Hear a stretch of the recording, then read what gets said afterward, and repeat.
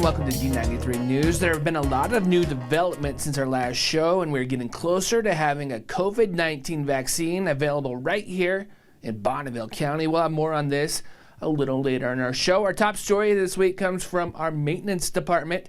They just purchased 5 new biocide sprayers that can kill COVID-19 in the air and on surfaces. Samantha Williams has been following this for us. Sam, tell us more about this new technology. Phil, as you mentioned, it won't be long before we start to put COVID-19 behind us, but that doesn't mean other germs are going to disappear too.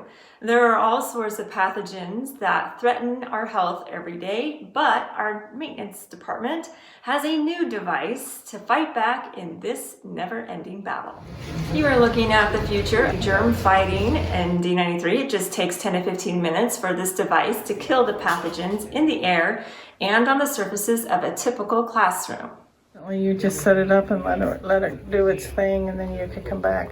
And so a custodian can actually put it in the classroom, let it run, move it to the next room, and go back in and clean their room. It's very affordable too. The tablets are mixed with water, and then the nebulizer does its thing. Each tablet costs about 23 cents and can produce a gallon of liquid. Each gallon of liquid makes a lot of germ-killing mist. You can think of it as a humidifier. It doesn't take a lot of water to go a long ways. In fact, our custodians can sanitize an entire elementary school with just 5 gallons of this stuff, which has a price tag of less than $1.25. They use them in meat packing plants.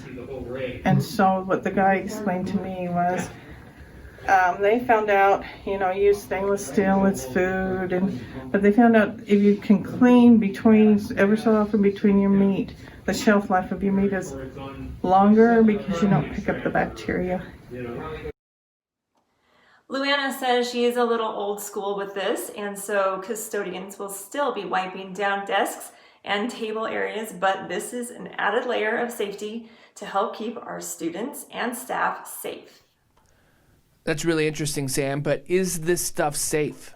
Great question, Philip. We asked Luana about that, and she said this same process is used in food manufacturing facilities. In fact, it's approved by the USDA for use on organic food production.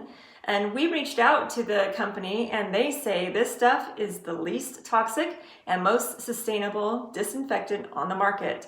Phil, back to you. Samantha Williams reporting for us. Thank you, Sam. Well, we told you at the top of the show that a COVID-19 vaccine is on its way here in Bonneville County. Well, Ariel Schroeder has been looking into the logistics of getting the vaccine out to the people in our community and has more from East Idaho Public Health. COVID-19 vaccines Pfizer and Moderna are expected to be the first to reach the public. The Pfizer vaccine needs to be stored in an ultra-low temperature freezer, like this one at Eastern Idaho Public Health. So when vaccine first is available, it's going to be in a limited supply. And so we want to be able to have the ability to have both of those vaccines at the same time if we can. The Pfizer vaccine needs to be kept at a temperature below -70 degrees until it is distributed. If we didn't have those freezers, we would be limited to the vaccine that we would be able to have here at the health department, or be able to get that vaccine to other partners in the community as well. Gamut says they're still figuring out how many vaccines the freezer will be able to hold. But take a look at that cardboard cutout inside the freezer. Imagine that square is a box 2 inches tall. That's about the size one box containing 975 doses of Pfizer vaccine will fit in the freezer.